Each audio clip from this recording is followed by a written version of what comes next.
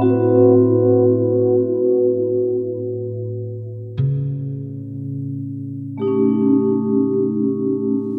qui m'a lancé dans l'écriture de ce film, c'est un fait divers que j'ai lu dans la presse en 2006, qui racontait qu'une jeune femme avait été foudroyée en pleine nuit avec son téléphone portable près d'un arbre. Et j'ai aussi vécu à l'époque une déception amoureuse assez intense qui m'a clairement influencé. Ça m'a déprimé à un point que j'avais jamais encore connu. Je me suis demandé comment cette jeune femme qui avait été foudroyée en était arrivée là et qu'est-ce qu'elle avait pu vivre qui l'avait précipitée vers une fin aussi tragique. J'ai vu des images de différentes étapes d'une relation et les pièces du puzzle se sont mises en place.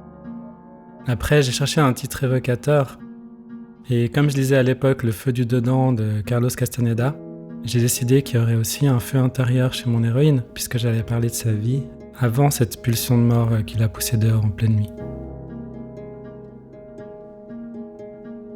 L'ombre du film pour moi, c'est le côté obscur des personnages.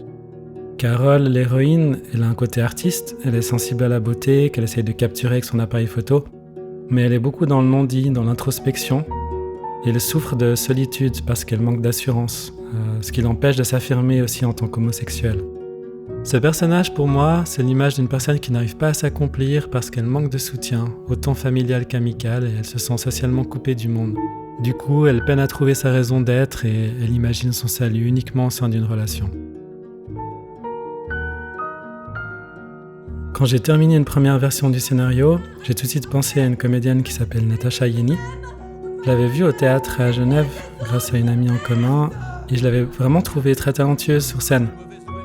Je lui ai envoyé le scénario et j'étais très anxieux de sa réponse parce que pour moi, c'était elle, l'actrice qui pouvait incarner Carole. J'avais personne d'autre en tête. Quand elle a accepté ce rôle, j'ai su que le film allait se faire, qu'il ne manquait plus que de trouver Fatima et je pensais pouvoir la trouver plus facilement.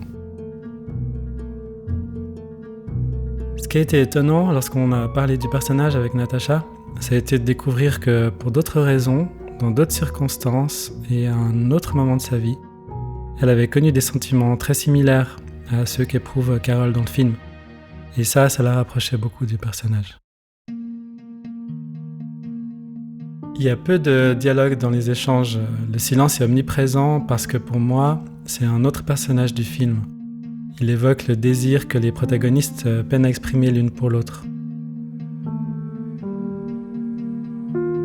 Avec Pietro de Surcher, le directeur de la photographie, on a voulu une ambiance plutôt axée sur le clair-obscur, à chaque fois que c'était possible au niveau du décor.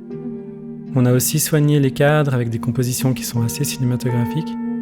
J'ai voulu tourner à l'automne pour renforcer l'idée du feu de la passion qu'on verrait aussi à l'extérieur à travers les couleurs jaune-orangé des arbres.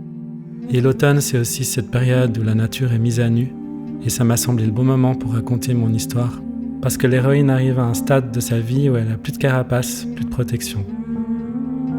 À part ça, l'idée générale c'était d'explorer un certain onirisme dans les souvenirs, plus colorés, et les contraster avec un quotidien assez morne et plus réaliste. On a cherché à trouver un bon équilibre entre ces deux mondes. J'espère avoir fait un film qui prône la tolérance en montrant dans quel type de drame sentimental on peut tomber quand elle manque.